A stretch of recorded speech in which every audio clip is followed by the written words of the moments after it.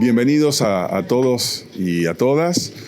Es para mí y para el Colegio de Arquitectos de la Provincia de Buenos Aires un gran orgullo, un gran placer y un gran honor recibir una vez más a Alejandro Lapuncina. Fue muy lindo conocerlo hace ya muchos años, hace muchos años cuando yo comencé a ser director de la Casa Curuchet.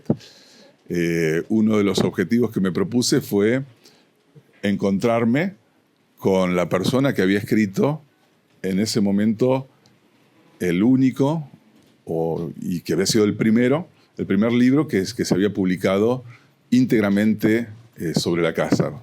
Fue bastante trabajosa esa primera, porque no nos conocíamos personalmente ni nos habíamos visto nunca. Y finalmente empezamos a conectarnos a través del correo electrónico. Y bueno, ya hace muchos años que tengo el gusto y el honor de poder tener una amistad con Alejandro, una amistad que se ve siempre regada por ese placer compartido de bucear en la casa, de bucear en Le Corbusier, de bucear en el movimiento moderno, en la arquitectura, y que nos gusta mucho compartirlo con todos ustedes, que recién me decía Alejandro el esfuerzo que habíamos hecho para convocar. La verdad que no ha sido esfuerzo. La gente invocando tu nombre y más con el tema que estamos tratando ahora, viene con mucha facilidad, con mucha alegría y con mucho entusiasmo. De hecho, es lindo ver cómo estamos haciendo otras actividades y hay personas que hace mucho tiempo que no venían y otras que creo que es la primera vez que vienen. Así que siempre es muy grato, muy edificante y muy valioso. Siempre aprendemos mucho escuchándote, Alejandro. Así que, bueno, en esta oportunidad también siempre conversamos acerca de los temas. Alejandro tiene también esa grandeza de no decir voy a hablar de tal cosa, sino que conversamos. En general junto con Horacio, que hemos trabajado casi siempre juntos, o muchas cosas juntos con Alejandro. Horacio Morano me estoy refiriendo, a quienes todos ustedes conocen.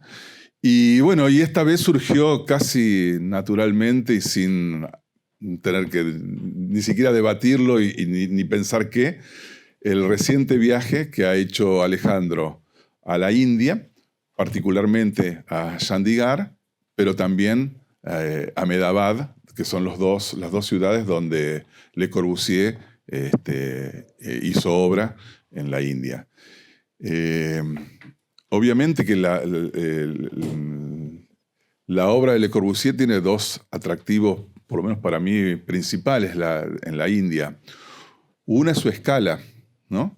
Estamos hablando de una ciudad como Chandigarh, que igual que la ciudad de La Plata, surge de una decisión política, que en ese caso fue la independencia de la India y el conflicto entre los hindúes y las personas de religión musulmana, que generó toda una... Bueno, no lo voy a contar, pero que obligó a la creación de una nueva capital para el estado del Punjab, que por ejemplo era el lugar donde Alejandro Magno había llegado en el año 333 antes de Cristo. Había sido el límite de su imperio, más que de su imperio, de su irrupción en Asia, ¿no? Entonces, muchas cosas tienen que ver con el Punjab y que tienen que ver con la fundación de Chandigarh. Y nos parece, bueno, esa escala es muy valiosa. Y por otro lado, también la extrañeza o la distancia que existe para nosotros con esa cultura. Y bueno, sabemos que con la capacidad y la comprensión que tiene Alejandro de todas esas cuestiones que tienen que ver no solo con la arquitectura, sino con la cultura humana, esto va a ser un verdadero placer. Así que bueno, no mucho más de eso, más allá de que tenemos algunas otras cuestiones. Luego lo estamos emitiendo también esto por Zoom, así que saludamos a las personas que nos están escuchando y viendo, en mi caso no viendo, porque está enfocada hacia Alejandro la cámara por Zoom. Y bueno, arrancamos tu aventura, Alejandro. Muchas gracias. Muchísimas gracias por tus palabras, que cada año me emocionan más. Y te quería preguntar, que no me acuerdo, ¿fue en Valencia o aquí que nos conocimos personalmente por primera vez? Aquí, después fue en Valencia. Después fue en Valencia, es cierto. Me acuerdo la primera vez una charla en el salón principal de la Casa Curuchet. Sí, habrá sido eso, 2013. Y 14 quizás, sí, 2013, 14, sí, algo así.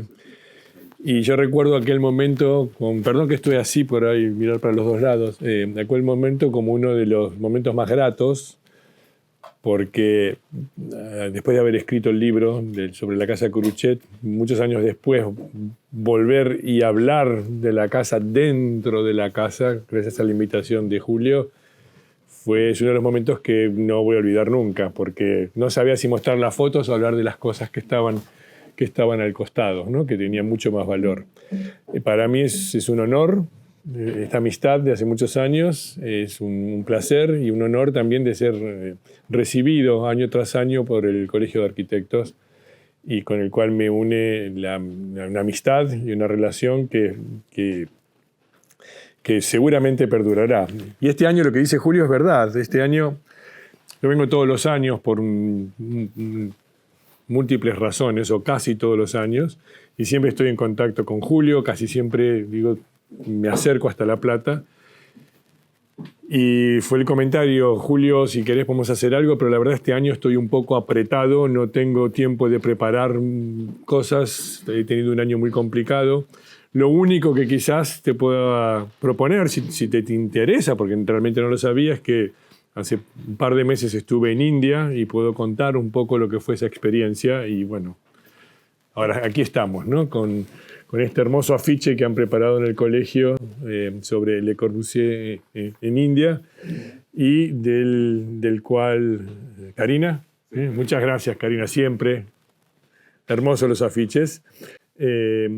Y bueno, voy a contarles un poco la experiencia que he tenido, que fue una experiencia para mí sin igual. Y aparte del afiche y el anuncio preparado por Karina y por el colegio, yo tengo por costumbre también crear mi propia carátula, ¿no? Que es un poco la que se ve ahí y que refleja un poco el título Chandigarh y Ahmedabad, Le Corbusier en India. Le comentaba a Julio, me he pasado horas tratando de pensar en algo más original, pero no me salía nada, así que quedó que estaba desde el principio, y que creo que refleja un poco lo que voy a tratar de contarles.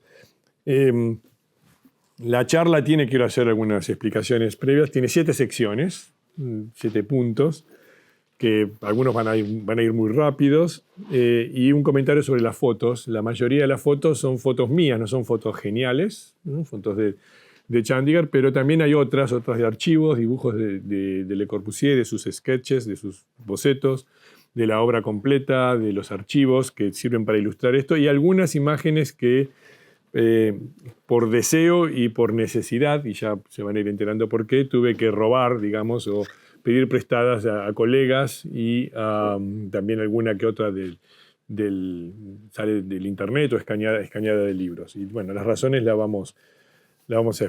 voy a ir tratando de explicar poco a poco. Julio decía que quizás la India es una cultura, una historia que quizás no conozcamos, y quizás ustedes sí. Yo conocía muy, muy, muy poco, ¿no? Y por eso creo que para poner las cosas en contexto es necesario poner un poco de historia, que ya empezó a contarlo Julio. Julio no sabía de lo que yo iba a decir, así que, bueno, bienvenido todo lo que ha dicho Julio. Claro que todos sabemos y conocemos la importancia de la figura de Gandhi, una figura de las más importantes de la historia de la humanidad, que inició en un determinado momento, no tengo años aquí, el movimiento Quit India, es decir, váyanse de India, básicamente, al dominio inglés, al dominio colonialista, imperialista inglés, e inició un movimiento pacífico para convencer al pueblo indio de que debían resistir la ocupación de los ingleses, un movimiento para el cual se entregó con una paz pocas veces vista. Uno de los lemas de Gandhi fue que si alguna gota de sangre ha de ser derramada, que sea la nuestra, que no sea de los ingleses, ¿no? Y esa es una cosa que es muy importante, creo, y que es muy fuerte cuando uno ve esa cultura. ¿Cuál era el objetivo y el motivo y las razones que llevaban a expulsar, por qué no usar la palabra, a lo que era la ocupación británica de la India? Una de las cosas de las cuales Gandhi estaba opuesto era la modernización y la industrialización. Él creía fervientemente que la recuperación en la India, lo que se debía imponer era la recuperación del espíritu de la aldea o del village, y a lo cual él le otorgaba una especie de autoridad moral insuperable, muy por encima de cualquier tipo de industrialización o de modernización. Él quería recuperar la esencia fundamental de lo que era la cultura india. Y por supuesto, cuando hablamos de India, abarca todas las religiones que hay en la India, y ya es un tema muy espinoso en el cual no vamos a entrar porque sería, y aparte no tengo los conocimientos para entrar en ese tema.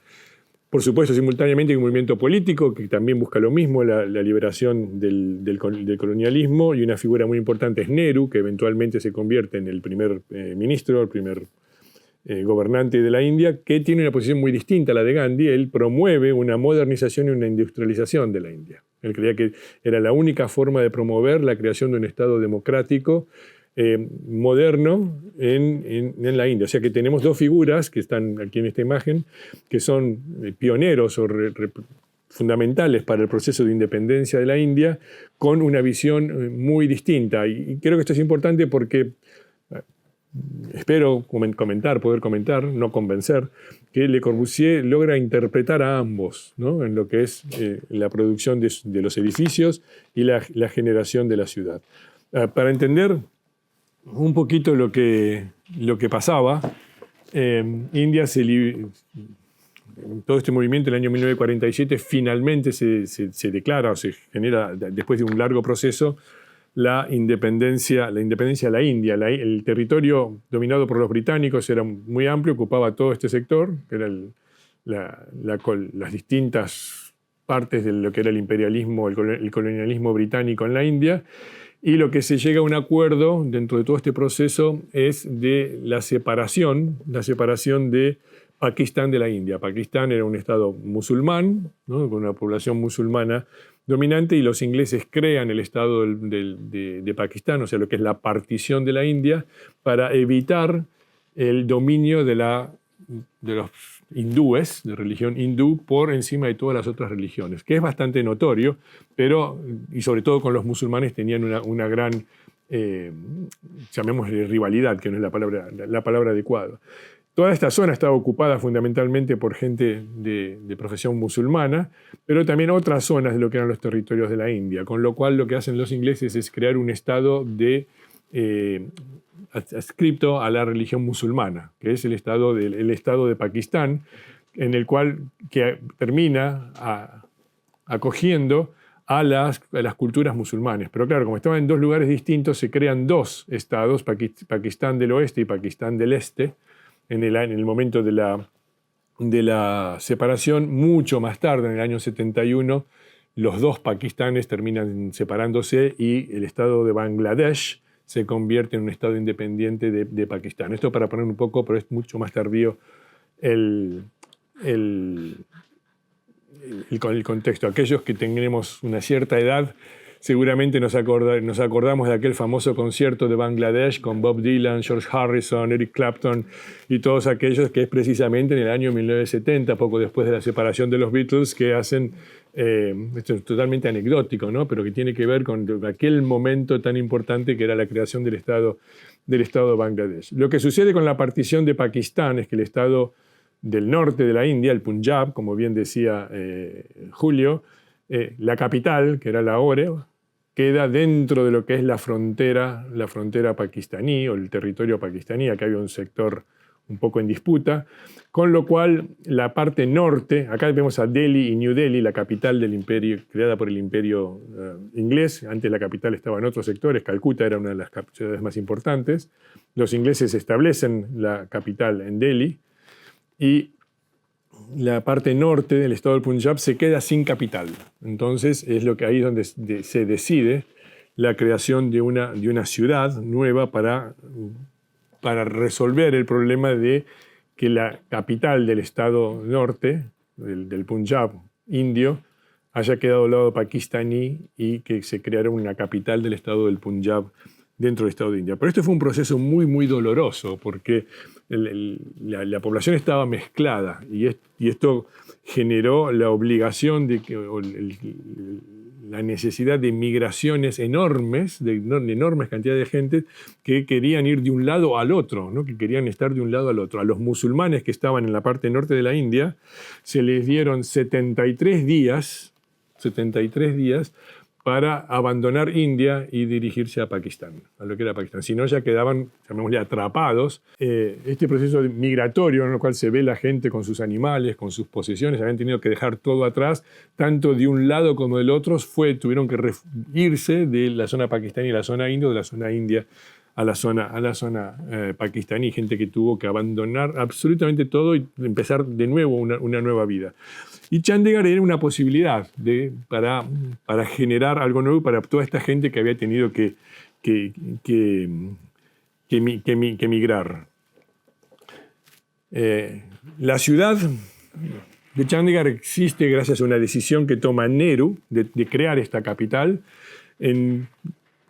Y una de las razones que él quería que se representaran en la creación de esta ciudad era que representara estos ideales de modernización y de industrialización del nuevo Estado indio como un Estado moderno y democrático, ¿no? Entonces eligen un sector que era muy plano, a los pies de lo que sería la precordillera del Himalaya, que estuviera bastante bien comunicada con las rutas principales, especialmente de New Delhi, y que estuviera a una distancia prudencial de la frontera con Pakistán, que siempre todavía estaba en un estado muy conflictivo y recordaremos hace muchos años un conflicto mucho más serio. Así que es una zona bastante delicada en muchos aspectos.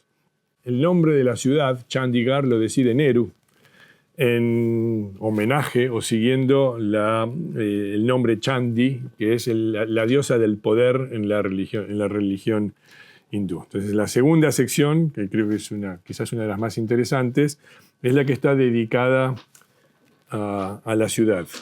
El encargo para hacer el planeamiento de Chandigarh lo decidió Nehru y se lo encargó a un urbanista arquitecto americano, Albert Mayer, que trabajaba mucho en la ciudad y ya había estado trabajando con un proyecto piloto para el desarrollo de la India, especialmente la zona de todas las partes de la India, pero con especial énfasis en zonas rurales, como era la zona de Chandigarh. Había creado el proyecto este piloto, y es a él a quien Nehru le encarga el master plan, el plan urbano de Chandigarh. Albert Mayer era un urbanista que estaba adscripto al City Beautiful Movement, ¿no? la ciudad hermosa, la Garden City, la ciudad jardín. Y eso se ve muy claramente en el plano, son parecidos a muchas de las zonas urbanizadas de los Estados Unidos o suburbanizadas, en las cuales se ven rutas o avenidas de dibujo curvilíneo con distintos sectores que están determinados por esas avenidas y creando distintos lugares de residencia, ubicando la zona, digamos, gubernamental, el Capitolio, la zona ejecutiva y legislativa, en un sector de la parte superior de la ciudad y del plano, y luego en la parte de justicia, en las cortes de justicia también en forma separada, dos lugares distintos, y dándole una importancia central a lo que era toda la parte comercial. Son principios que no están muy lejanos de lo que era el urbanismo de la arquitectura moderna, el urbanismo del Siam, pero aquí tomados desde un arquitecto que no estaba adscripto a las ideas del Siam y que en cambio promovía el hecho de la imagen o la estructura de la ciudad jardín.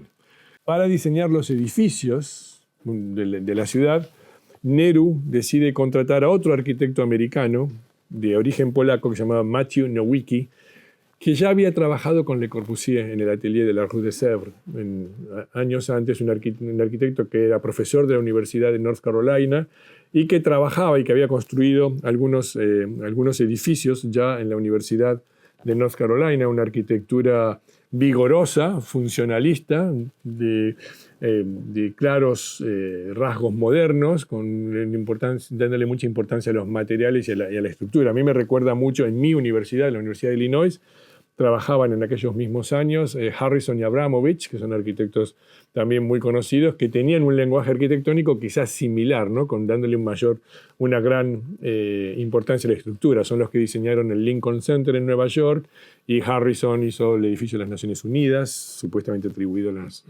a Le Corbusier, el edificio de Rockefeller Center y tantos otros edificios, ¿no? Una arquitectura muy, muy similar. Nowicki, en los primeros dibujos que hace de Chandigarh, para los edificios gubernamentales,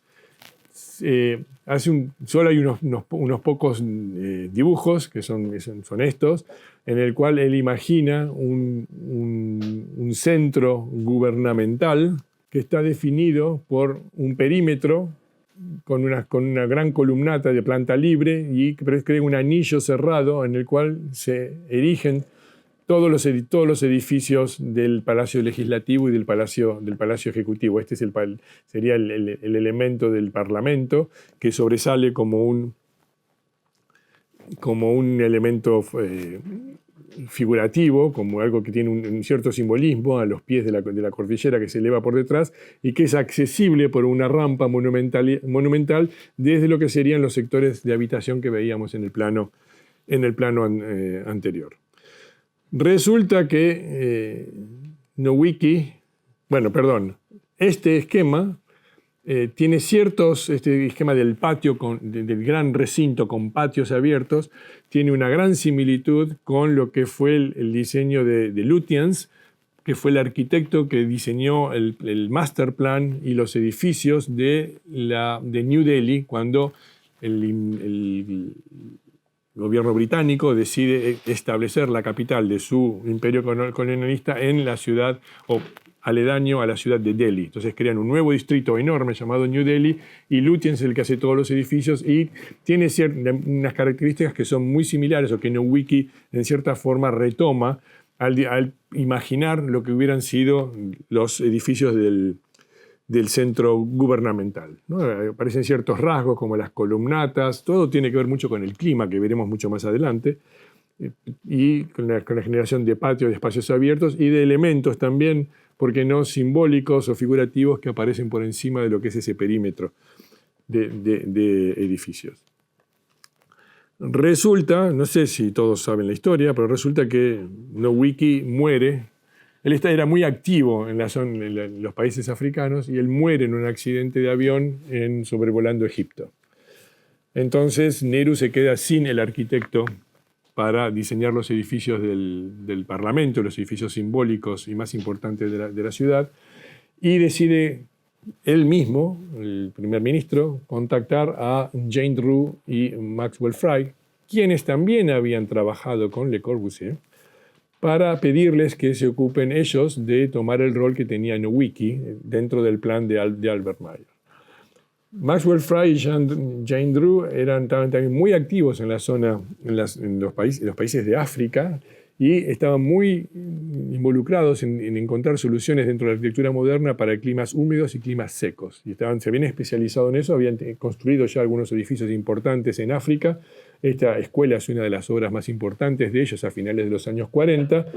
Y Nehru creía que ellos eran los arquitectos más adecuados para tomar el relevo de Nowicki. Entonces se envía una delegación de dos personas que son eventualmente los responsables de que Chandigarh exista, a entrevistarse con Drew y con Maxwell Fry a Londres, y ellos le dicen, hay una sola persona en el mundo que puede realmente ocuparse de una tarea de tal envergadura, y ese es Le Corbusier. Y la delegación lo va a ver a Le Corbusier y Le Corbusier dice que no, como era muy común, que no, que... Bueno, una de las cosas es que le pedían que él se fuera a instalar a la India, ¿no? Y bueno, él no se iba a instalar en la India. Finalmente negocian, no vamos a contar toda la historia, simplemente acuerdan que él va a pasar al menos 1 mes, 2 meses del año en la India, y que él va a gestionar todo un equipo de profesionales internacionales y también locales, que él va a formar arquitectos locales para llevar a cabo todos los edificios, pero que él se va a ocupar de eso. Una de las cosas que él pone como condición es que es él, y nada más que él, quien se va a ocupar de darle forma arquitectónica a todos los edificios del centro, digamos, gubernamental y todos los edificios significativos de la ciudad, y que él iba a formar un equipo de arquitectos para diseñar todo el resto de la ciudad, desde la vivienda hasta la parte paisajística. Todo iba a estar a cargo de él, en cierta forma. Logra ser nombrado no solamente como arquitecto de los edificios más importantes, sino como básicamente el maestro, director de orquesta de todo.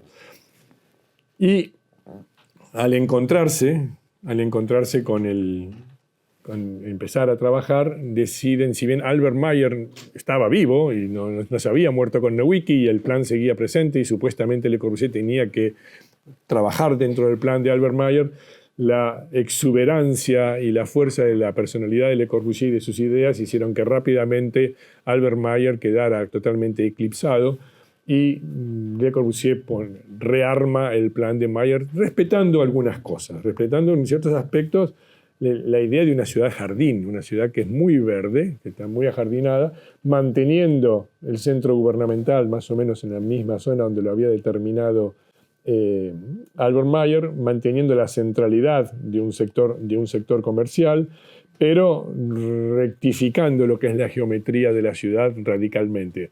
William Curtis dice que él se entrevistó con ellos, que Jane Drew le dijo que ella logró introducir algunas calles un poco curvilíneas para darle un poco de variedad al rigor del plan urbanístico de Le Corbusier. Rápidamente Le Corbusier toma el proyecto a su cargo, y evidentemente encontramos muchísimas relaciones dentro de la propuesta de Le Corbusier que se remontan a lo que había sido el proyecto de la Ville Radieuse de mediados de los años 30, una ciudad lineal con una gran avenida, con una cabeza, que es la cabeza ejecutiva, igual que en Chandigarh, una espina central con una gran avenida, y lo que es el estómago, ¿no? al cual haciendo las referencias biológicas o biomórficas, que es toda la parte comercial y de desarrollo de una ciudad, dejando las áreas residenciales en los costados de la ciudad. Lo que no se genera en Chandigarh es toda la parte industrial, de producción industrial, y eso es por otras razones, a pesar de que el objetivo de Nehru era industrializar. Esta es una ciudad que se piensa para ser un centro gubernamental, un centro administrativo, y no una ciudad industrial. Y por supuesto está también la presencia de las 7 vías, les 7 voies, como dice Le Corbusier, que es un proyecto que le encarga, o que él se autoencarga para que la UNESCO le encargue a él, de hacer una clasificación de avenidas de acuerdo a las características del tráfico. Esto ya sería una clase aparte, pero básicamente de la vía, la V1, que es para tráfico muy fluido, muy rápido y de gran volumen, hasta la V7, que es el tráfico de bicicletas y peatonal, ¿no? Clasificando todas las avenidas. En Chandigarh, la V1 es la avenida central que conecta con la ruta con Delhi, y otra avenida que atraviesa, dos avenidas que atraviesan la ciudad transversalmente. Las otras son ya todas variantes de V2, V3, V4, hasta llegar a la V7, la ruta más pequeña y más peatonal. O sea que la teoría, que es una teoría también suscripta por el CIAM, el Congreso Internacional de Arquitectura Moderna, que se dedicó más al urbanismo que a la arquitectura, la teoría de las 7 vías y de la zonificación y la sectorización de la ciudad se imponen en Chandigarh, al igual que se habían impuesto en el urbanismo moderno. La ciudad entonces queda organizada de acuerdo a sectores, uno de los principios del Siam, completamente sectorizada, atravesada por parques. Esto se mantiene después del plan de Albert Meyer de ser una ciudad jardín, con las vías principales. Todos los sectores están delimitados por vías del tráfico muy rápido, y eso se ve y se siente en la ciudad cuando uno la visita, dejando totalmente exento el centro gubernamental. Es una cosa totalmente aparte, aislada de lo que sería el funcionamiento de la ciudad. No pasa lo que sucede aquí en La Plata, en la cual el eje central de edificios públicos está mezclado con el resto de la ciudad. Ahí incluso está cerrado el acceso al público, salvo que uno tenga necesidad de ir a los juzgados o algo. No es un lugar en el cual la gente va a caminar, no se puede ir. Hay que ir con un permiso especial. Y luego hay toda esta zona que se ve un poco grisácea. También entre los sectores de habitación hay como un pequeño centro comercial que se van ligando en forma transversal a través de todos los sectores de la ciudad. Una de las cosas que es características, bueno, los sectores, creo que no lo dije, antes que me olvide, tienen una dimensión de 800 metros por 1.200 metros, son enormes, ¿no? Las distancias son muy, muy grandes, son distancias pensadas en el automóvil, evidentemente, o como dice Kenneth Frampton, un historiador muy reconocido, que siguiendo una idea que ya había avanzado Norma Evenson, que fue una de las primeras críticas que estudió Chandigarh. Creo que Chandigarh fue diseñada, proyectada para ser vista desde el aire, ¿no? La gran idea de Le Corbusier del avión y ver la ciudad desde el aire, aquello que le había pasado en el 29 al viajar en avión desde Buenos Aires hasta Asunción, y que se ve incluso en la producción de esta maqueta que muestra la escala territorial y paisajística de la ciudad, una maqueta que hicieron en aquel momento y que muestran claramente la imposición de la grilla ortogonal de sectorización de la ciudad por sobre lo que son las características topográficas, por más que Chandigarh, el terreno elegido, era una zona bastante plana. Esta imagen de la derecha es una maqueta enorme que hay en uno de los museos de Chandigarh, que van recogiendo un poco cómo va progresando la ciudad, cómo va siendo ocupada, cómo va siendo poblada. Y aquí vemos la avenida central, la B1, que se dirige hacia el centro gubernamental, pero también hay sectores, sobre todo en el lado izquierdo. El lado derecho es el sector comercial central. En el lado izquierdo hay sectores culturales, donde están las universidades, los museos y otros lugares. Eso sucede por sobre todas las cosas dentro de lo que serían los dos sectores que están aledaños al eje central de la ciudad.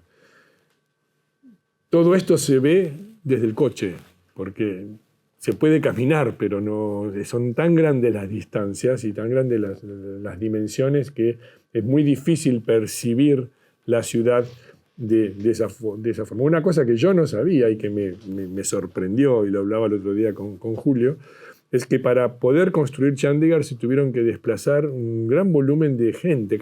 Julio me decía el otro día que aquí, al hacer La Plata, también había pequeñas poblaciones, ¿no? Pero vos me dijiste Ensenada, pero Ensenada no está dentro de lo que es el perímetro de delimitación de lo que es La Plata. No había nada. No, acá sí.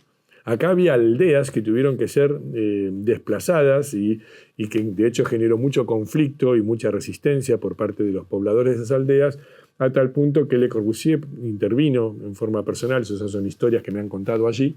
Pero algunas de esas aldeas o villages quedaron incorporadas. Esta es una que es enorme, porque si esto es 800 metros por 1.200, hay que pensar que esto es una village que aquí está representada como un volumen cerrado, pero hay que imaginarse un sistema intrincado de pequeñas construcciones y pequeñas callejuelas, como hoy podríamos decir de una favela o de una villa aquí, ¿no? Quizás en forma distinta. Aquí hay otra, había muchísimas que quedaron incorporadas especialmente en lo que fue el crecimiento que fue planificado de la ciudad por debajo de lo que era la línea a la cual había llegado a planear Le Corbusier. Me gustaría decir también que Chandigarh fue pensada para una población de 500.000 habitantes. Hoy ya tiene 1 millón. O sea, ha pasado enormemente. Una de las cosas que hizo Le Corbusier, llevó todo un equipo liderado por Jane Drew, Maxwell Fry y su primo, su primer socio, Pierre Jeanneret, para diseñar, primero para que fueran el equipo que estuviera en Chandigarh en forma permanente, y sobre Pierre Jeanneret que diseñaran todas las viviendas. Y han diseñado una enormidad de tipologías y de variantes de vivienda que no tengo para mostrarles, porque he logrado pasar muy poco. Yo fui un viaje invitado a un congreso y le comentaba a Julio, tuve un estudiante que me pusieron para estar conmigo que me seguía hasta el baño. Con lo cual no podía escaparme a ver muchas cosas. O sea, tenía muy limitado algunos movimientos. No sé por qué. Alguna vez logré escaparme. He visto mucho desde el coche, pero claro, la documentación que tengo no es muy grande. He logrado ver algunos edificios que estaban abandonados de vivienda, hechos por Pierre Jeanneret, que son espectaculares, pero las fotos no muestran nada. Pero lo que han hecho son viviendas ejemplares para una población que no estaba acostumbrada a este tipo de vivienda, y como el mismo Le Corbusier decía, la unidad básica de la vivienda en la India, en esta población, era la terraza bajo la luna. Porque el clima aparte lo permite. Yo les cuento, estuve la primera semana de abril y a las 10 de la mañana hacían 37 grados. Un calor infernal, una humedad, y se mantiene así durante aproximadamente 5 meses. Y luego hay las famosas estaciones de la lluvia, los monzones, que hay unas lluvias torrenciales y grandes caudales, son temperaturas y climas extremos, ¿no? Que había que gestionar. Lo que sí me llamó la atención, y Julio me preguntaba, es la parte comercial del centro comercial, que es el sector número 17, el sector central, que yo iba con muy pocas expectativas. Aquí lo que van a tener que hacer, no sé cómo, es cliquear para que funcione el video. Esto es un video, no sé cómo. Y propuse a propósito un video, una especie de panorámica que se ve. Esperaba mucho menos realmente. Esperaba una ciudad, y bueno, tampoco es que sea una maravilla, ¿no? Pero me esperaba algo mucho más ascético, pero creo que hay gestos que hablan de una cierta urbanidad, como por ejemplo el toque de las esquinas con dobles alturas, con arcadas, tratando de generar un espacio urbano que evidentemente no es el espacio urbano al cual nosotros estamos acostumbrados, pero que reconoce la importancia del clima y crea estas, llamémosle, recovas o arcadas, bajo las cuales se alojan la parte comercial. Claro, todo esto es comercio hasta en el 4º piso, y están acostumbrados a esto. No hay un uso mixto, como estamos acostumbrados de quizás encontrar el comercio en las plantas bajas y que las plantas superiores haya vivienda. En el sector 17, que hay millones de metros cuadrados, es todo comercial. No hay vivienda. La vivienda está en otros lados. Después hay partes comerciales en algunos sectores, en algunas partes de los sectores de vivienda. Pero la zonificación es radical y la separación de la ciudad es absolutamente radical. A mí digamos que es una ciudad que, si la intentamos pensar dentro de nuestros puntos de vista, es una ciudad que no tiene carácter urbano. O sea, no tiene una identificación. La única identificación que uno puede encontrar con Chandigarh, y yo reconozco que es la parte que más personalmente me fascinaba antes de ir, son los edificios del sector monumental gubernamental, porque el resto de la ciudad no deja de tener su interés. La ciudad funciona. O sea, llamativamente la ciudad funciona, y los chandigarenses, o como lo llamemos, los habitantes de Chandigarh, están orgullosísimos de su ciudad. Y es una ciudad que se puede vivir. Están orgullosísimos de la arborización y de la parquización de la ciudad. Esto fue ya pensado por Le Corbusier, que había hecho planos de arborización con estudios de las distintas especies indígenas, y creando, eso me lo contaban una persona que me llevó a visitar muchas partes de Chandigarh, que están pensados hasta los colores en las distintas estaciones, en distintos lugares, distintos tipos. Exactamente, exactamente. Y eso formó parte de la planificación de la ciudad. Y es algo de lo cual ellos están muy, muy orgullosos. Y esta ciudad jardín moderna funciona. O sea, la ciudad funciona. No tan bien como fue imaginado, porque, repito, las distancias son enormes y todo funciona en coche. Yo me he pasado adentro de un taxi 45 minutos para ir de una punta a otra de la ciudad porque la cantidad de coches que hay es infernal. Hoy Chandigarh tiene, decías un poco antes, 1 millón de habitantes, que es el doble de lo que fue planeado.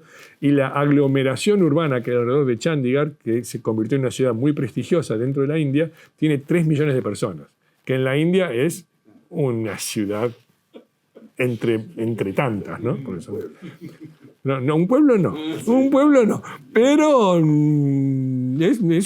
son 3 millones en una ciudad de capital provincial. Es como si dijéramos, no sé, Formosa, no sé, o Tucumán, ¿no? Pero claro, y las distancias son enormes, enormes. Pero Chandigarh, contrariamente a todo lo que está alrededor, porque está protegido el perímetro, Chandigarh es una ciudad ordenada. El desorden urbano que yo vi en distintas partes de la India, que también no es el único lugar, a mí me llamó la atención, digamos, está en otro, es muy distinto del orden que hay en Chandigarh. Chandigarh la ciudad funciona como una ciudad moderna. No tiene el atractivo físico de lo que estamos acostumbrados a las ciudades más tradicionales. Eso es una ciudad, digamos, aburrida.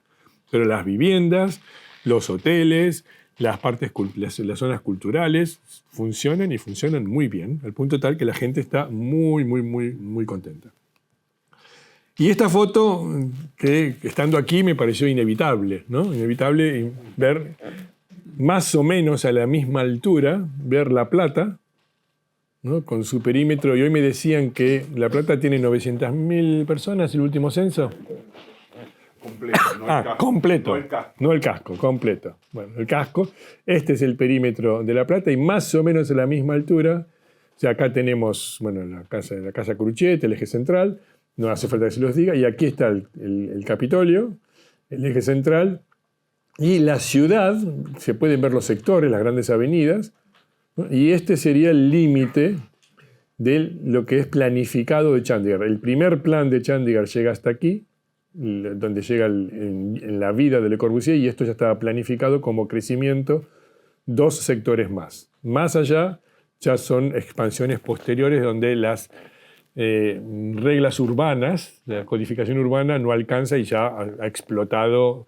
Hay edificios, por ejemplo, de 50 pisos o cosas así que no están permitidos en Chandigarh. Chandigarh es una ciudad baja, fundamentalmente baja. Las viviendas tienen 2 o 3 pisos y los edificios más importantes quizás son algunos hoteles que tienen algunos pisos, ¿no? Algunos edificios institucionales. Pero Chandigarh es, y por decisión de Le Corbusier, una ciudad baja, curiosamente, ahora lo vamos a ver. Pero tomados en la misma escala y con la densidad de población, la densidad urbana es muy distinta a la densidad urbana de La Plata, ¿no? Esto es una cosa, evidentemente esto es una cosa actual, pero creía que era, al menos como dato curioso, presentar más o menos a la misma escala, no es exacto, lo que son las visiones de estas 2 ciudades proyectadas de la nada sobre un plató vacío. Si bien Chandigarh, acá se ve una de las aldeas, ¿no? Ven la aldea que veíamos antes, ¿no?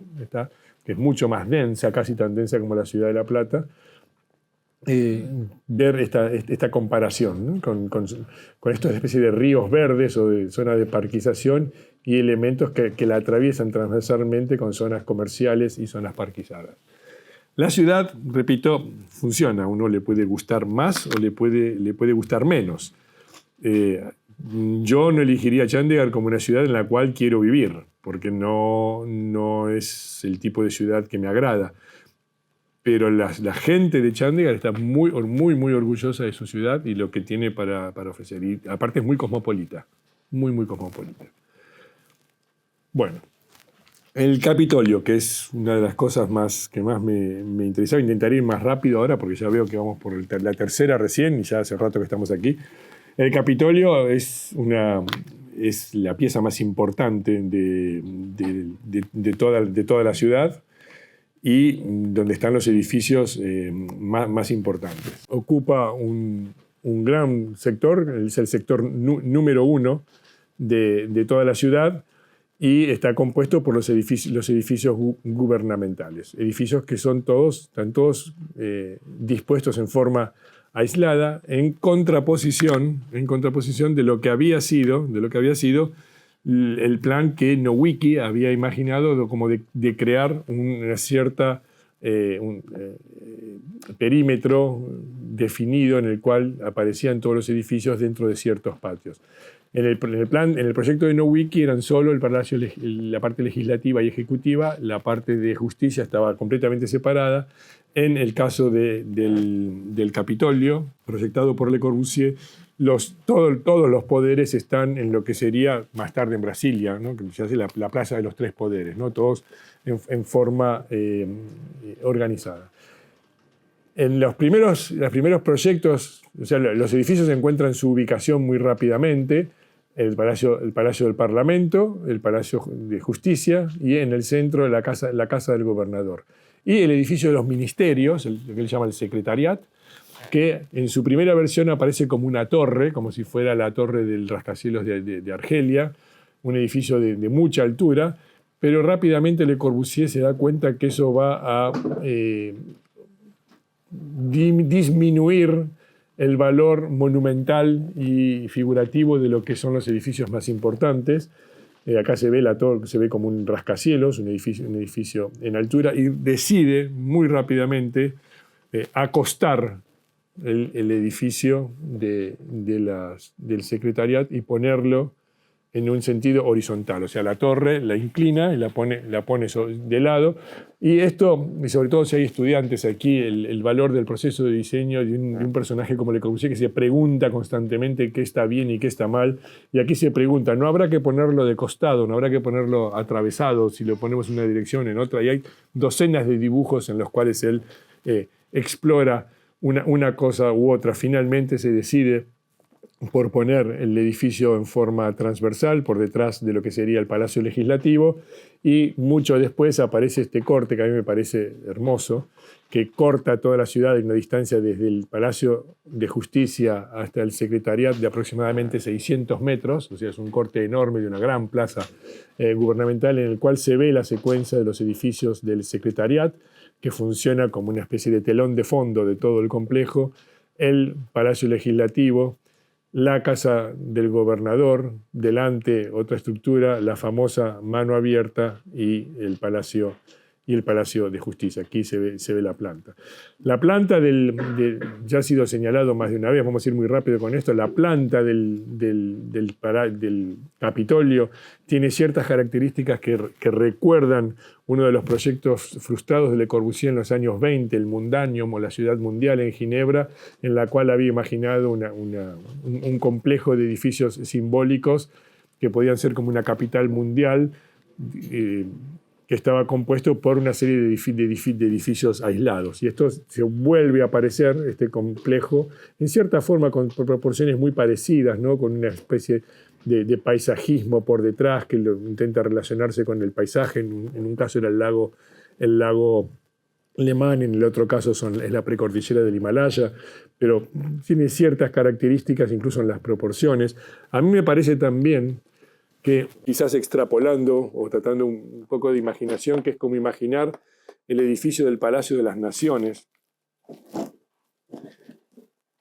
pero imaginándolo como si desmembráramos las distintas partes de este edificio tan típicamente moderno, articulado, conectado por distintas articulaciones, y lo desmembramos y disponemos de los edificios en distintas posiciones.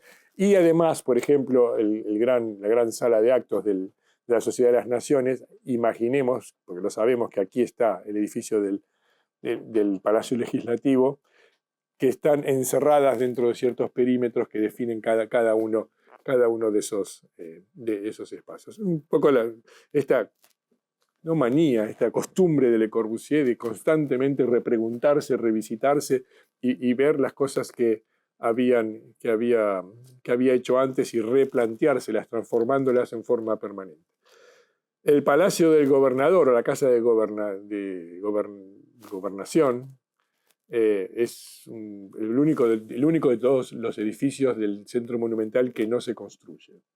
Quizás uno a los cuales Le Corbusier le prestó más atención, yo diría que en segundo lugar después del Palacio Legislativo, y no se construye porque Nehru lo considera exagerado. Entonces considera que semejante despliegue arquitectónico puede llegar a ser considerado como antidemocrático, el costo que esto implica y el costo y el fasto de la representatividad del gobernador es demasiado para una sociedad como la India, que todavía es pobre y que va como en contradicción con lo que son sus ideales. Incluso la foto, ¿no? Parece como que él no está muy contento viendo la maqueta de la maqueta de la Casa del Gobernador, y él mismo decide que el Palacio del Gobernador no se construye. Y ahí queda Chandigarh tal cual está el día de hoy construida, un poco manca, digamos, le falta ese telón de fondo bajo la cordillera de lo que es el edificio del edificio para el gobernador. Los otros edificios sí se construyeron. Los que se construyeron en primer lugar fue el Palacio de Justicia, y luego en forma casi simultánea el edificio de ministerios o el secretariat, el edificio administrativo, que son muchos ministerios que son como torres metidas dentro de este edificio larguísimo de 250 metros de longitud, y por supuesto el Parlamento, el Assembly de Chandigarh. Entonces son los tres edificios que hay. Aparte de estos tres edificios que son los más importantes, hay otras estructuras dentro de lo que es el conjunto monumental del Capitolio, que es la Torre de las Sombras y la famosa mano abierta en la Plaza de los Mártires.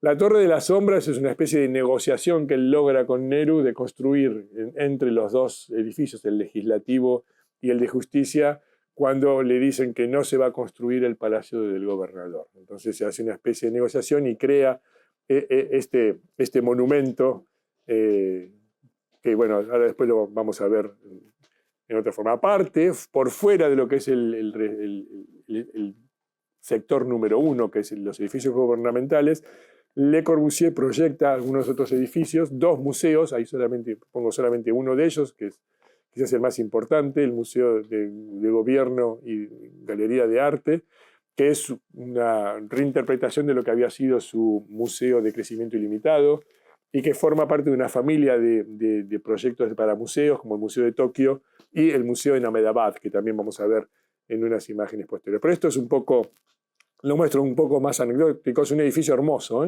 por dentro, pero tendremos que pasarnos 3 días para ver todas estas cosas. Y otro edificio totalmente sorprendente para mí, si bien yo sabía que existía, es el Yacht Club. Esto es un lago que se crea en uno de los costados de Chandigarh por insistencia de Varma, uno de los ingenieros que fueron los que dirigieron todo el proyecto ejecutivo, mano derecha de Nehru, para esto designado por Nehru, y Varma decide que hay que construir un lago, que Chandigarh tiene que tener un lugar paisajístico en el que puedan venir aves y que pueda ser un lugar de naturaleza, y es un lago espectacular, que tiene un éxito. Es el primer lugar que fui porque era el único que estaba abierto cuando llegué, y la vida que hay a lo largo de ese lago, con actividades lúdicas y de entretenimiento, y las miles de personas haciendo actividades, es impresionante.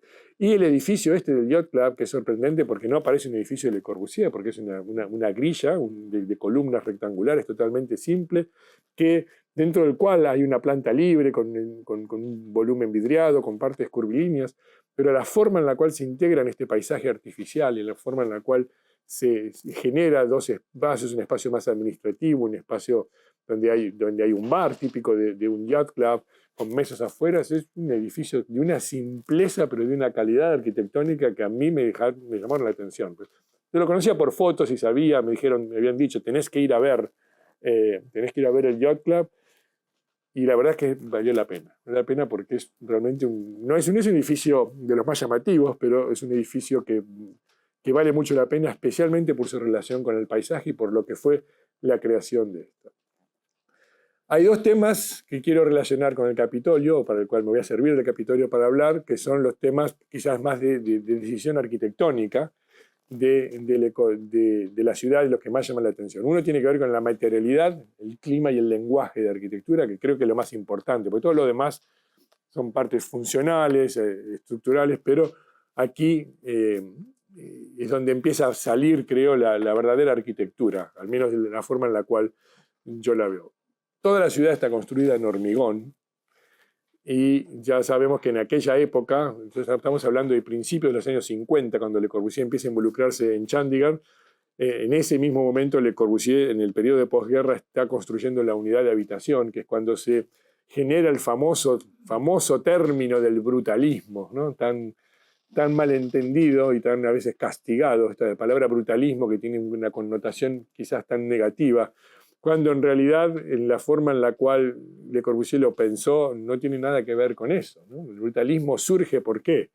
Porque cuando él tiene que construir un edificio como la unidad de habitación en la Francia de la posguerra, en la cual la mano de obra es la gente que apenas sabe construir, pero hay que emplear y que para construir un edificio de esta envergadura, que es un edificio enorme, y no hay recursos para utilizar placas encofrados de madera, y solamente se pueden reutilizar. Él piensa una textura a través de la utilización del hormigón que puede hacer lo más uniforme posible para dotar al edificio de una cierta uniformidad. Y es ahí donde él empieza a generar estos rectángulos en los cuales pone las placas de la madera, ¿no? Las tablas de madera en un sentido y en otro. ¿Para qué? Para disimular las imperfecciones que hay. Porque ahí genera una textura que tiene incluso un valor estético y plástico, pero imaginemos que él quiere utilizar la perfección, la cual es posible el hormigón, no iba a ser posible. Entonces él imagina lo que él llama el béton brut. En francés, brut es como decir crudo, sin desarrollar. No es que sea bruto, de brutalidad en el sentido negativo. Es como el champagne, ¿no? Brut, así. Es una connotación muy positiva. Y él lo piensa, el edificio. Él piensa cómo se deben poner esas placas. Entonces, el hormigón pasa a ser un material fundamental en la obra de Le Corbusier, pero por muchas otras razones. Y en India, claro, él encuentra, hay un problema. El hormigón no es el material más idóneo para lidiar con el problema del clima en India. Un clima extremadamente cálido, con grandes alteraciones de temperatura, y sobre todo con momentos de mucha sequedad y momentos de lluvias torrenciales. Aparte es un material que tiene una conducción térmica, una inercia térmica que no es la ideal para un clima tan caliente, tan cálido como este. Pero que por contrapartida, que había la disponibilidad del material, tanto como cantidad, sino también la parte económica, ¿no? Había que construir una ciudad de cero en una sociedad que acababa de independizarse, donde los recursos eran mínimos, pero el material estaba disponible y sobre todo estaba disponible la mano de obra. Una mano de obra que hay que entrenar, pero que puede construir, porque sabe construir de una forma, llamémosle rústica, puede construir estos edificios de hormigón. Y hay dos elementos que son característicos de todos estos edificios del centro gubernamental, que son el parasol. Bueno, podemos llamar un elemento en sus dos versiones, el parasol, ¿no? Esto de poder controlar a través del hormigón la rigidez, no, las condiciones extremas del clima, ¿no? Y el parasol como elemento vertical es lo que desarrolla Le Corbusier en todas sus formas, en una gran variedad de formas, en todos los edificios. Todos los edificios del Capitolio, pero del resto de la ciudad, pero especialmente en el Capitolio, tienen todas estas pantallas que protegen los edificios que están por detrás. Algunos de ellos que incluso no tienen espacios cerrados por detrás. Este es el edificio del Secretariat, que por supuesto él dedica grandes esfuerzos para darle una cierta variedad y un cierto atractivo estético.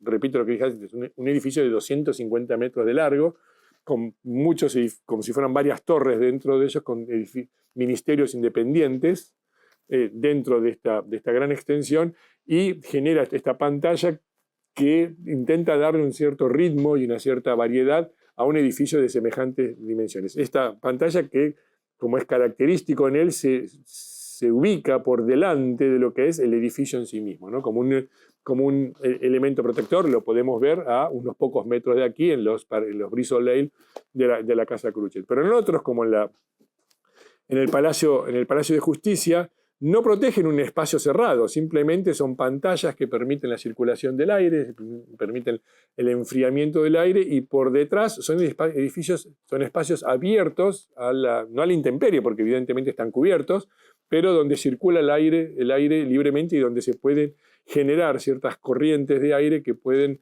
ventilar y mitigar lo que son las inclemencias o las extremidades del clima.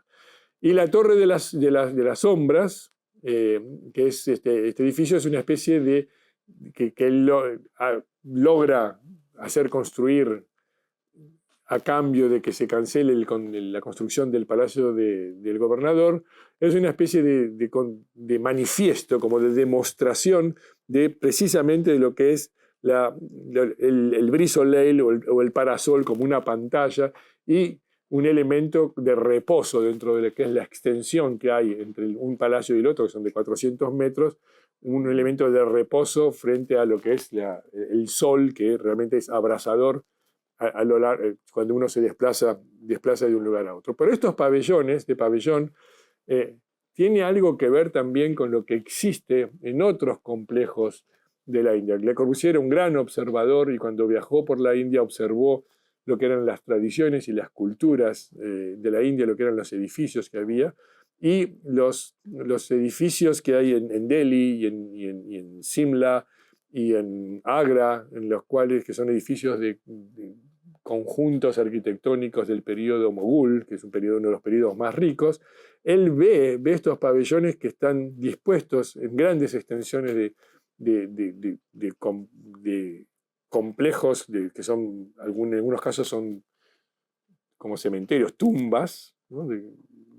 Y muchos son palacios como si fuera Versalles o cualquier otro lugar imperial de un periodo pasado. Y él encuentra estos pabellones que no son otra cosa que momentos de reposo ante las inclemencias del tiempo o la fuerza del sol.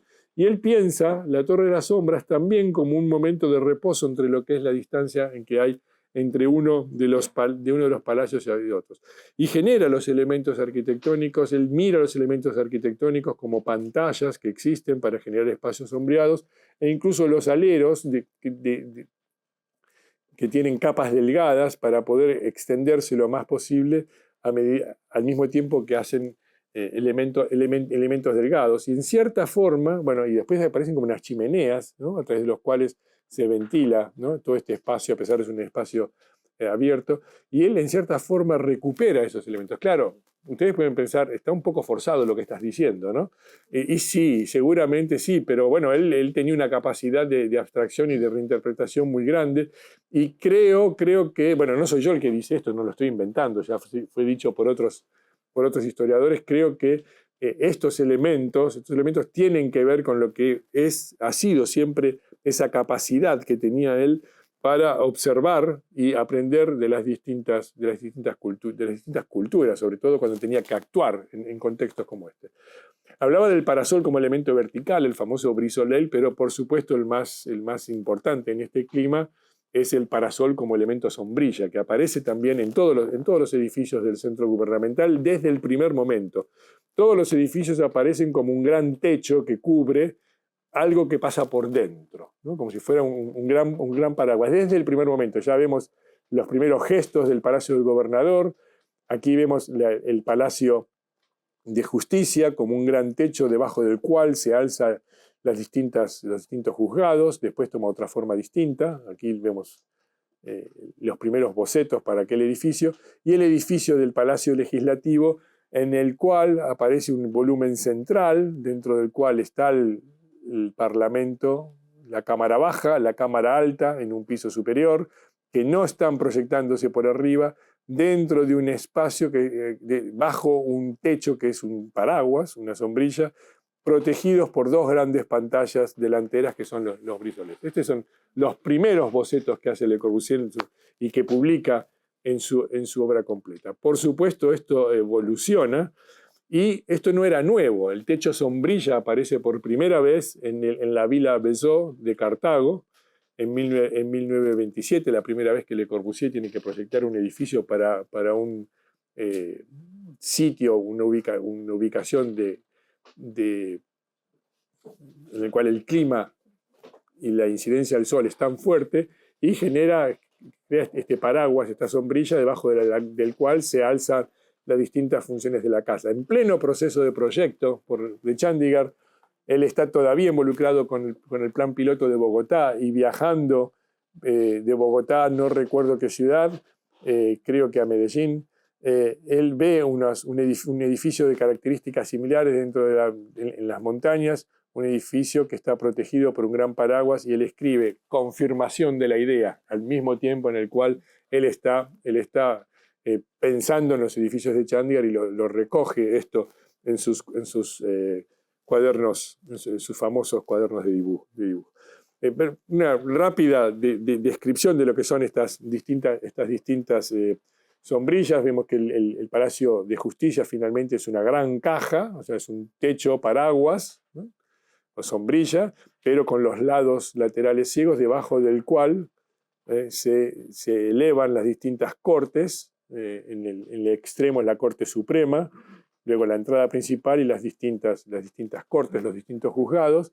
Una cubierta que también está pensada para recoger las lluvias torrenciales de la temporada de los monzón, esas grandes lluvias, y que están pensadas también para desaguar y crear estas grandes fuentes que están ubicadas delante de los edificios más importantes. También hay una cierta relación, parecen las alas de un avión, por supuesto, hay un montón de referencias que podemos encontrar, pero básicamente es este elemento que es común a todos los edificios.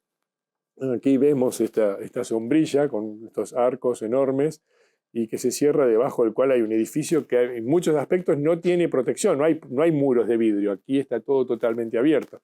Aquí hay un elemento curioso que a mí siempre me llamó la atención, que es este techito que fue agregado con unas columnitas metálicas.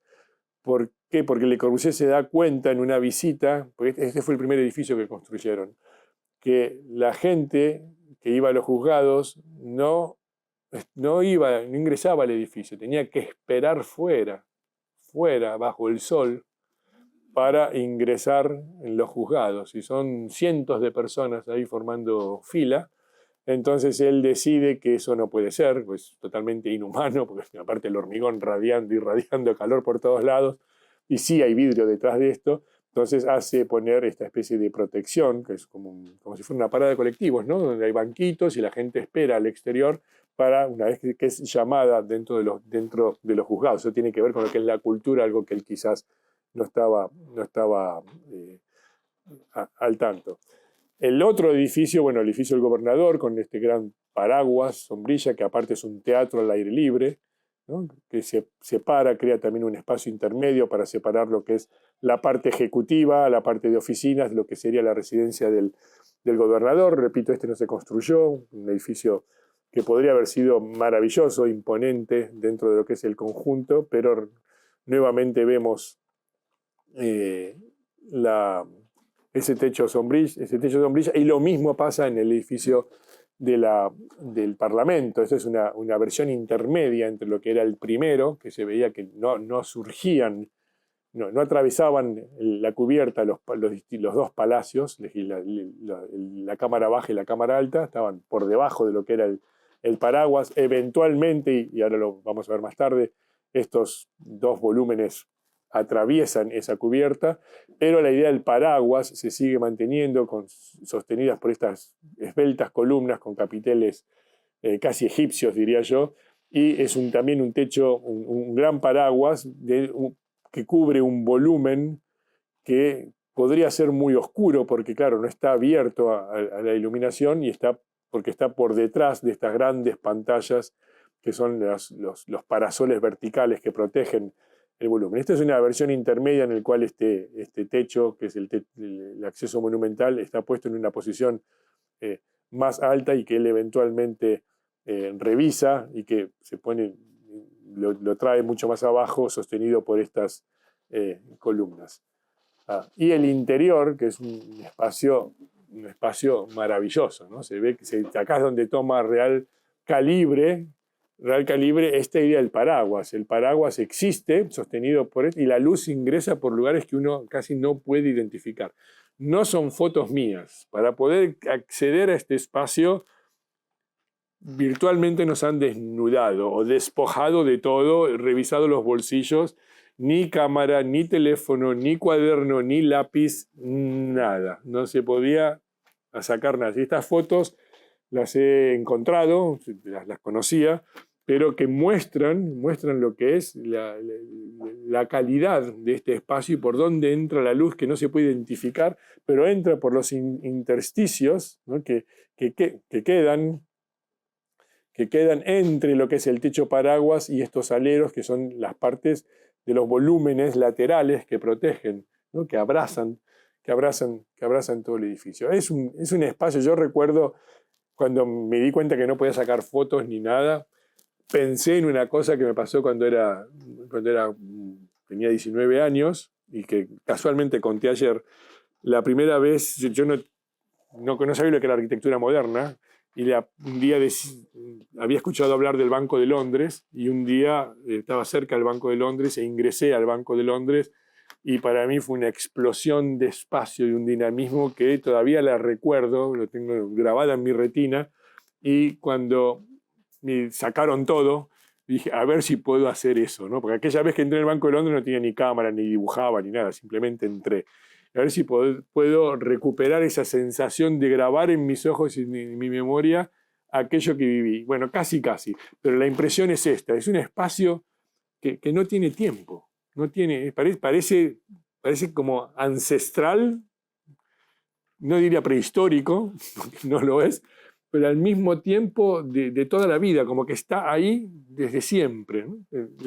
La presencia de esas columnas, la delgadez con el paraguas que está pintado de negro y las columnas que se recortan contra eso y la luz que entra desde un lugar que no se puede ver y que forman y que activan las distintas formas que se mezclan y que se superponen en este espacio, es una experiencia realmente maravillosa. Un edificio, un interior de un carácter ancestral como pocas veces he visto. Chandigarh también es una ciudad muy rica en símbolos. Sí, muy rica en símbolos, y evidentemente el más conocido es el de la mano abierta, en la Plaza de los Mártires, una imagen que Le Corbusier creó, dijo, me han recibido con la mano abierta les doy, y creó este símbolo para poner en muchos lugares de Chandigarh y especialmente en estos edificios, y es un símbolo muy directo, ¿no? Casi sin metáfora, ¿no? Directamente. Pero Le Corbusier estaba muy interesado con la idea del símbolo, y desde toda su vida. Ya cuando era muy joven escribió, y esto ya lo he dicho alguna vez aquí, en su viaje al Oriente, cuando tenía 20 y pico de años, escribió que la obsesión de los símbolos que llevo en lo más profundo de mí es como un anhelo por un lenguaje limitado a unas pocas palabras. Mi vocación puede ser la razón de esto, la organización de la piedra y de la madera, de volúmenes, de sólidos y vacíos. Me ha dado quizás un entendimiento general de la vertical y la horizontal y de la sensación de profundidad y altura también. Por supuesto, la cita es muy general, pero aquí muestra desde muy joven esto que creemos muchos, que Le Corbusier era un arquitecto moderno desprovisto de cualquier tipo de elemento figurativo, simbólico. Tenemos esa idea, quizás la que nos inculcaron, que la arquitectura moderna es solamente funcionalista y racionalista y que no tiene nada que ver con estas cosas, y Le Corbusier no, al contrario, desde siempre fue una persona muy interesada en el aspecto simbólico y representativo, figurativo de la arquitectura. Mucho más tarde, en un libro que solo está publicado en inglés, a pesar de que él hablaba francés, él escribe, dice, busca y encontrarás, busca en la profundidad de la obra y hazte preguntas. Hay iluminaciones y escenas, hay horas de plenitud, agonías, cielos radiantes o amenazadores, casas y montañas, mares y lagunas, soles y lunas. Y hay además todos los giros del subconsciente, sensuales o castos y todo lo que puedas imaginar. Esto lo hace como una invitación a indagar y preguntarse acerca de su obra, porque esto es en un periodo en el cual se le preguntaba mucho acerca de los aspectos simbólicos y él nunca dio lugar nunca dijo, ya sí, acá no, busca y encontrarás, y lo que encuentres veremos, ¿no?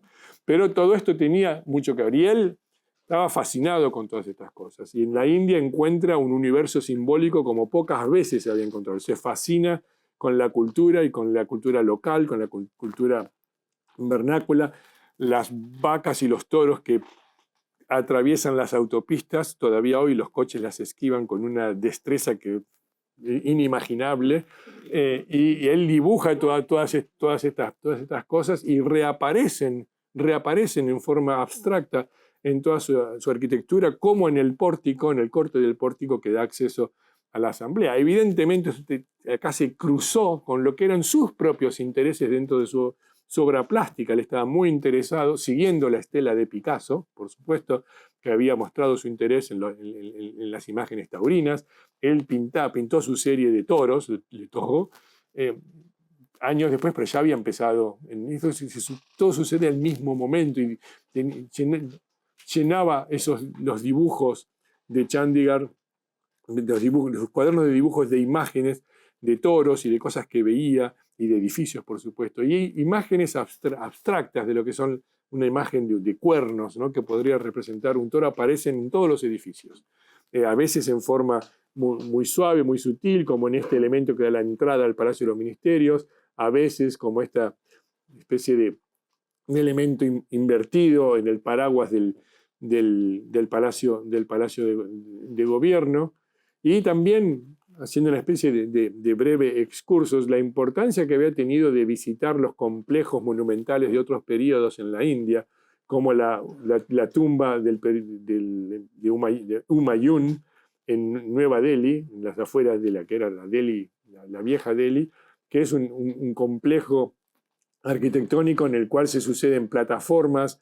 y jardines y lugares con fuentes que él en cierta forma recobra, ¿no?, porque él les había visto y había dibujado todos estos lugares cuando le habían llevado a recorrer la India para entender un poco la cultura, y podemos ver el paralelo con lo que él prepara como lo que es el acercamiento, la aproximación al palacio del gobernador. Solo tenemos que imaginarnos el esplendor que tenía esto cuando estaba lleno de agua, que hoy no la tiene, ¿no? Están totalmente secos, pero todavía existen en algunos de los monumentos, como el Fatehpur Sikri, en el cual todavía funcionan en cierta forma, y un complejo que Le Corbusier había visitado, ¿no?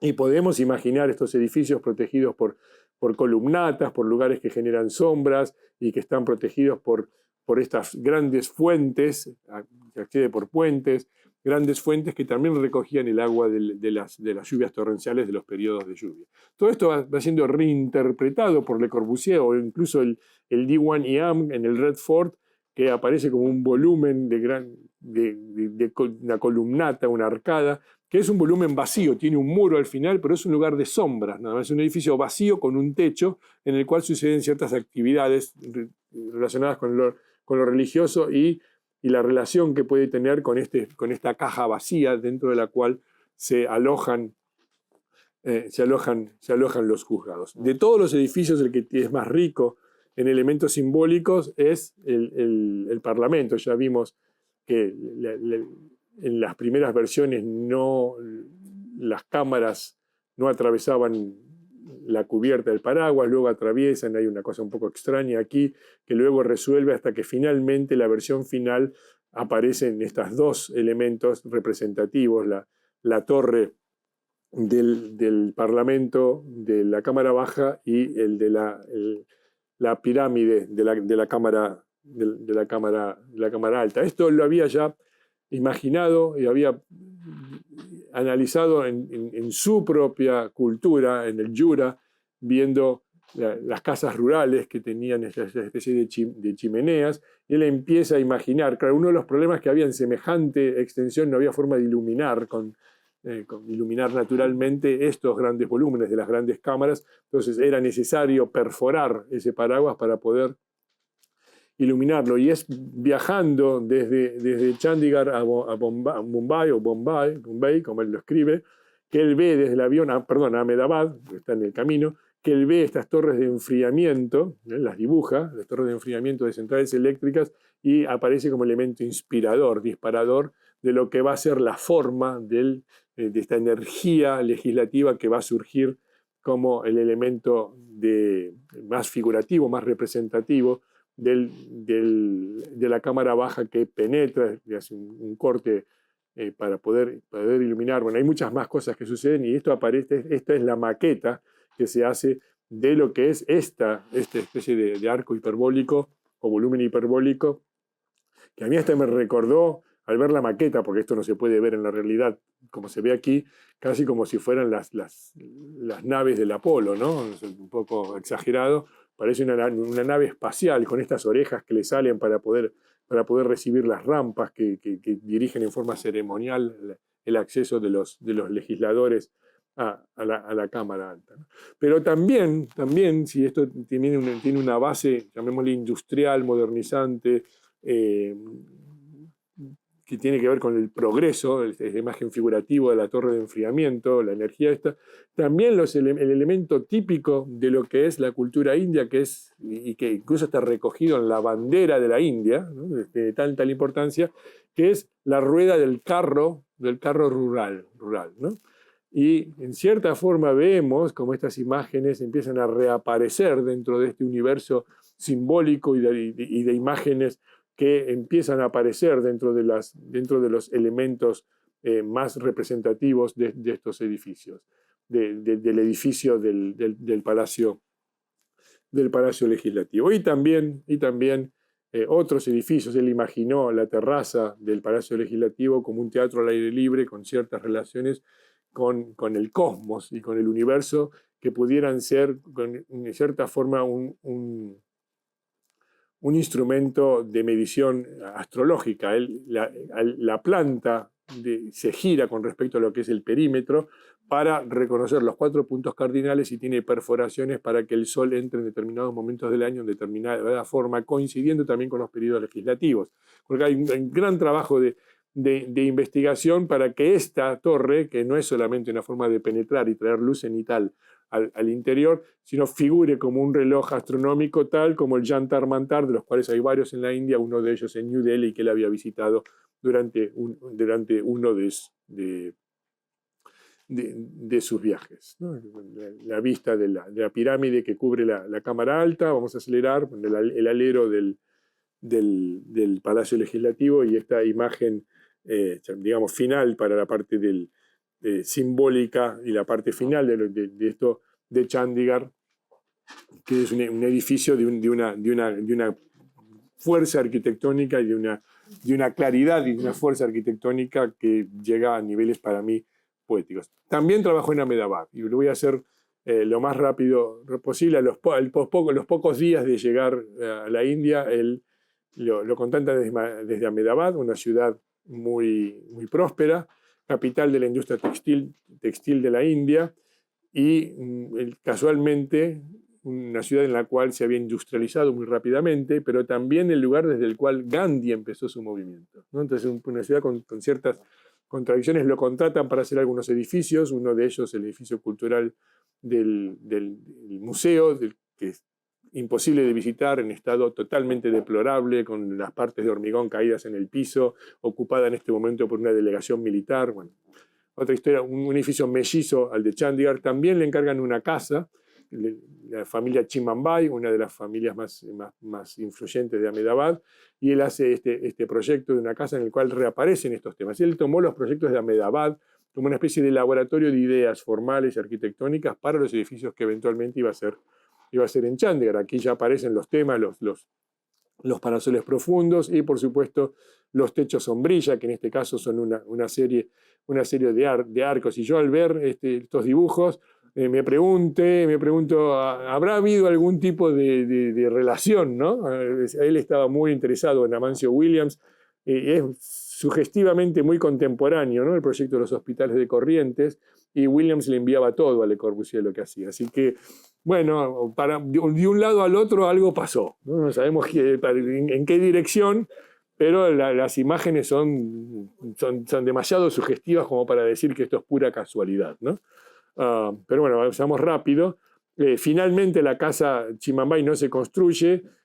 Eventualmente en un segundo proyecto para Chimambay él rectifica la sombrilla, lo pone como una estructura plana, y la misma idea la emplea en la Villa Josephine, que le encargan y que eventualmente también se cae el proyecto, el encargo, y es retomado por otra familia que compra el proyecto, aunque para otro terreno. En otro terreno es la Villa Jordan, tal cual es conocida, que lamentablemente no pude visitar. Me dijeron de la Fundación de Corbusier, ni lo intentes, tienen una escopeta en la puerta, así que ni te acerques, así que ni me acerqué. Aparte, fue el final, el último día de mi viaje, estaba realmente agotado y decidí que escopeta en puerta no valía la pena ni siquiera intentar ver desde una esquina lo que se pudiera ver. Pero es un edificio que, por supuesto, pertenece a una familia que tiene que ver con la Maison Citroën y la Villa Bezot, que ya habíamos visto, el techo sombrilla, del cual hay una especie de línea genealógica entre la Villa Bezot, la casa Cruchet y la casa Jordan. No vamos a explorar mucho más.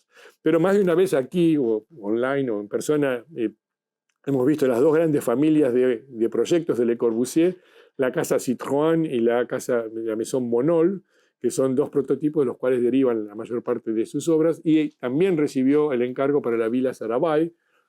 No vamos a ir con toda la historia de la familia, en la cual él, si no había explorado la familia, no sé si consciente o inconsciente, pero si no había explorado la familia del techo sombrilla de la Maison Citroën, en esta, para la Villa Sarabay, explora variantes del ADN de la vivienda Monol, muros paralelos cubiertos por un techo abovedado que eventualmente se convierte en esta casa. Sí la pude visitar, es realmente espectacular, pero no te dejan fotografiar, ¿no? Hay que dejar todo.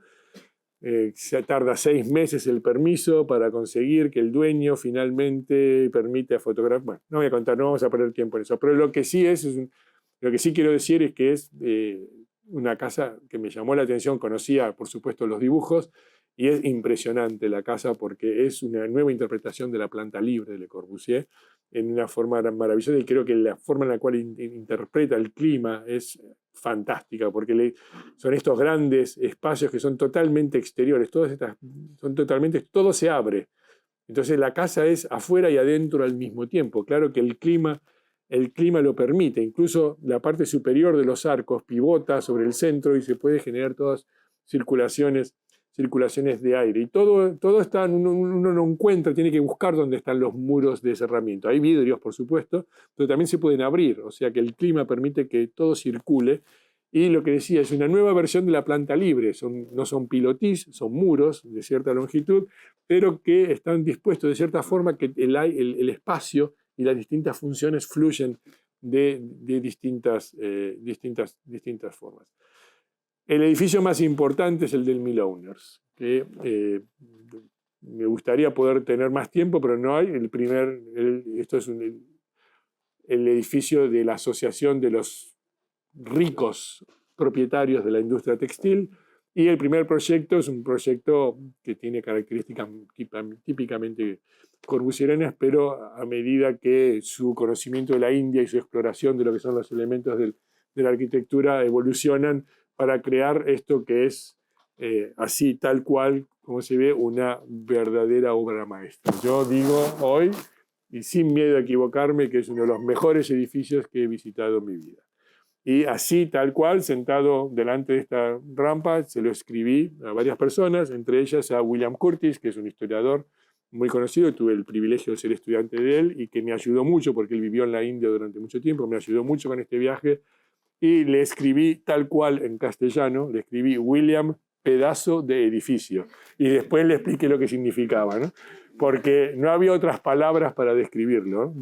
Realmente es una maravilla. Es todo, no es que sea perfecto, porque no lo es, pero es una obra maestra, ¿no? Más temprano, mi esposa que está aquí, me decía que la Casa Cruchet, que la visita por primera vez, le parece mucho mejor que la Villa Savoye. ¿Y cuántas veces he dicho que la Casa Cruchet es una de las mejores obras de Le Corbusier cada vez que he venido? Y es verdad. Un edificio que se alza en la costa, en el lado oeste de la ciudad, que estaba desarrollándose. Bueno, vamos a ir un poco más rápido, que consta de varios espacios, de varios espacios, de oficinas para la asociación, y con un espacio más importante que es el espacio del auditorio, un espacio de triple altura protegido por dos brisolels, uno que mira hacia el oeste, otro que mira hacia el este, aquí está el río, y que dentro del edificio es un edificio que no tiene cerramientos, está todo abierto, ¿no? Total, que es una cosa que me sorprendió, accesible por una rampa con una planta libre que es tan didáctica y tan demostrativa como había sido la planta de la Villa Savoye, pero con el lenguaje de Le Corbusier de los años 50. Y este auditorio, que es, lamentablemente el edificio no está en muy buenas condiciones, está casi totalmente abandonado, ocupado por monos y por distintas, lleno de basura por dentro, ¿no? Pero un auditorio, sala de conferencias, que tiene un dinamismo pocas veces visto, con estos paneles de madera que forman el cerramiento, que refuerzan esta idea especie de giratoria, casi cubista, y con un techo, que es un techo invertido que permite la iluminación cenital. Este espacio de triple altura, con este techo paraguas nuevamente, con doble cámara, que marca este espacio, imposible resistirse a dibujarlo, a pesar de los 40 grados de calor que hacían a las 5 de la tarde y que era imposible resistir el clima. Y, como decía, habitado por todo tipo de criaturas que aprovechan la profundidad de los brisoles para encontrar un poco de sosiego ante el calor infernal y la humedad infernal que hay, ¿no? Este señor me vigilaba durante mucho tiempo y hay que tener cuidado porque te roban la cámara, te sacan todo lo que tengas que brilla, así que había que estar muy alerta. Pero es un espectáculo de edificio, ¿no? Realmente una obra maestra que es tan demostrativa y tan didáctica, en la cual los elementos de la arquitectura de Le Corbusier reaparecen con una claridad conceptual y con una demostración plástica pocas veces vista. Ojalá, digo a todos estudiantes, no tengan, si alguna vez tienen la oportunidad de ir a la India, por supuesto Chandigarh, pero este edificio es absolutamente imperdible, desde mi punto de vista. Y para terminar, y lo voy a hacer muy rápido, lo que no me esperaba, las relaciones cruzadas entre India y América. Esto para mí quizás no tendría que haber sido una sorpresa, pero fue una sorpresa. La relación de Le Corbusier con India coincide con el momento en el cual termina su relación con Sudamérica, más o menos, vamos a hacer rápido. Coincide con el final de lo que fue todo el proceso traumático del Plan de Buenos Aires, cuando él se cansa y cierra la puerta, porque también se la habían cerrado para el Plan de Buenos Aires, y con la frustración de que finalmente no lo van a contratar a él para hacer el Plan de Bogotá, fines de los años 40. Ambas cosas coinciden. Buenos Aires 48, Bogotá 49, 50. Durante mucho tiempo él se había ilusionado con la idea de proyectar estas ciudades en Buenos Aires desde el año 29, Bogotá desde que había estado involucrado a finales de los años 40, y él soñaba con darle forma a una ciudad moderna, a una de estas dos, a las dos, o alguna de estas dos, ciudades capitales de Sudamérica, las únicas para las cuales hizo un plano urbano, las únicas ciudades capitales para las cuales había hecho un plano urbano. Pero sus sueños habían terminado, y en ese momento, en el momento más álgido de su frustración con América del Sur, con Buenos Aires y con Bogotá, recibe el encargo de Chandigarh. Y con el encargo de Chandigarh, sus sueños y sus ilusiones de crear una gran capital se mudan del Río de la Plata y de la Pampa Argentina y del altiplano de América a los pies del Himalaya. Y es ahí donde logra finalmente construir, materializar una obra, una ciudad y los edificios que la componen. Y recorriendo la ciudad, con los que me llevaban, yo empecé a ver especialmente cosas que eran como un déjà vu, cosas que yo había visto, quizás porque estoy muy metido en esto de estudiar la obra de Le Corbusier en el continente americano, y así, al pasar, el coche estaciona delante de esta rampa, que está delante de la biblioteca de la Universidad del Punjab, que no está hecha por Le Corbusier, está hecha por Pierre Jeanneret y todo el equipo de colaboradores, pero Le Corbusier se pasaba un mes viendo todas estas cosas. Imposible pensar que Le Corbusier no puso el lápiz en algún lado o que ignoraba lo que estaba sucediendo. No, seguramente no fue el proyectista. Hay pruebas que Pierre Jeanneret era el arquitecto jefe. Pero esta rampa que está aquí y el dibujo de la casa de Errázuriz es como si le hubieran sacado la carcasa de la casa de Errázuriz y la rampa estaba ahí delante de mis ojos. Ahí es donde empecé a decir, estas cosas pasan. O el volumen del centro estudiantil, el volumen circular en el campus, en pocos metros de eso, que sucede muy casualmente, casi simultáneamente con el proyecto de la Embajada de Francia en Brasilia, ¿no? Que es uno de los pocos edificios circulares, ninguno construido, que Le Corbusier jamás había imaginado. Y con una rampa que accede, quizás también un estudio para ver si una rampa podía subir alrededor de la forma hiperbólica del Parlamento, ¿no? Por supuesto, las relaciones que hay entre los Brise-Soleils y los techos sombrillas, entre la casa Cruchet y la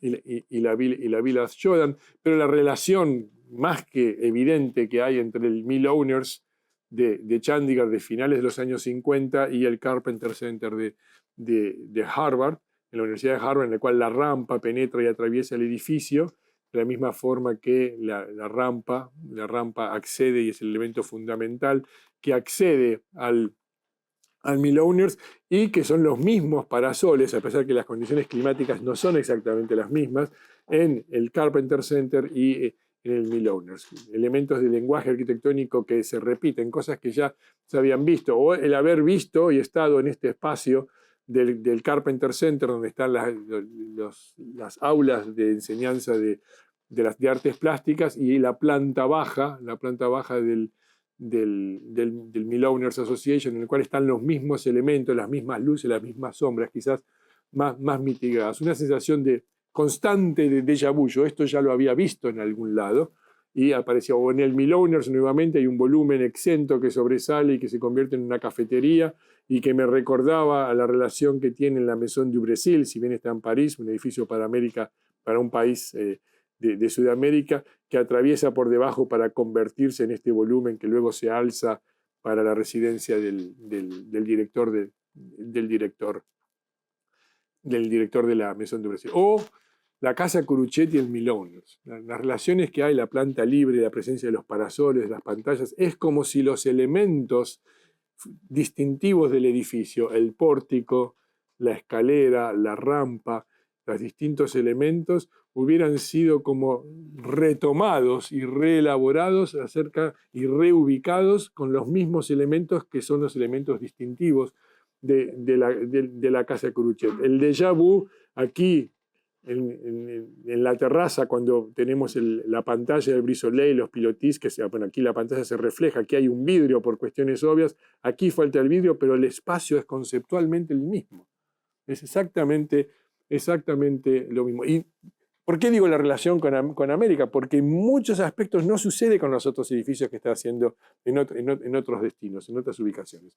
Son muy parecidos. El diseño de los Brise-Soleils como elementos protectores de las fachadas, ¿no? Y la partición de los distintos elementos, e incluso cómo culminan como elementos que enmarcan el paisaje. Esta relación a mí me llamó mucho la atención. Claro, en su cabeza seguramente había muchas relaciones desde el punto de vista del clima, ¿no? Y de las características. Pero es como que todo esto que yo estaba viendo es que yo lo había visto. Esta vista del parque, o la vista del río, yo había visto la vista del río, nada más que con un parque detrás de estos distintos elementos. Quizás me digan, pero esto es un poco tonto, ¿no? Un poco superficial, pero a mí me llamó la atención. Y hablando de déjà vus, ¿no? Y de simbolismo, y para terminar, estas caras, ¿no? Estas caras que nos miran y nos escudriñan, ¿no? Nos controlan a ver si accedemos, ¿no? Nos miran desde lejos con cierta cautela o nos invitan a una cierta cautela. 8 centinelas que son los guardianes del acceso al Palacio Legislativo. Yo no sé si ustedes los ven, pero yo no puedo dejar de verlos. Ellos me miran y me controlan a ver qué es lo que yo quiero hacer, de la misma forma que esta especie de monje de la fachada, desde la distancia, en la fachada de Roncham, controla a toda la congregación que se acerca. Una nueva sensación de déjà vu, de estas cosas figurativas y simbólicas al mismo tiempo, que me resultaban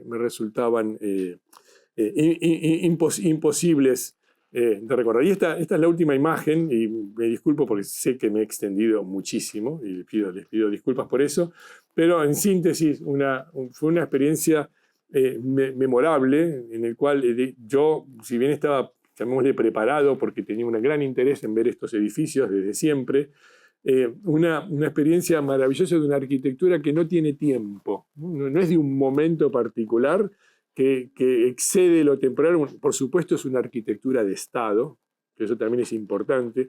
Es la primera vez que Le Corbusier logra proyectar para una autoridad como Nehru, que era su obsesión en Buenos Aires, en Bogotá, en París, en todos lados. Siempre quería tener una figura para la cual proyectar. Él proyecta para Nehru y para esa nueva sociedad, y logra combinar lo que eran las dos fuerzas fundamentales de ese periodo de la independencia de la India: Gandhi y el tradicionalismo, y la fuerza renovadora y modernizadora de Nehru. Y eso se manifiesta fundamentalmente en la torre de la Asamblea, con esa imagen de un edificio que es claramente relacionado a las torres de enfriamiento, con un progreso moderno e industrial, con las imágenes que él, en cierta forma, pone dentro de eso mismo, que hacen alusión a lo que eran las tradiciones rurales y ancestrales de la India.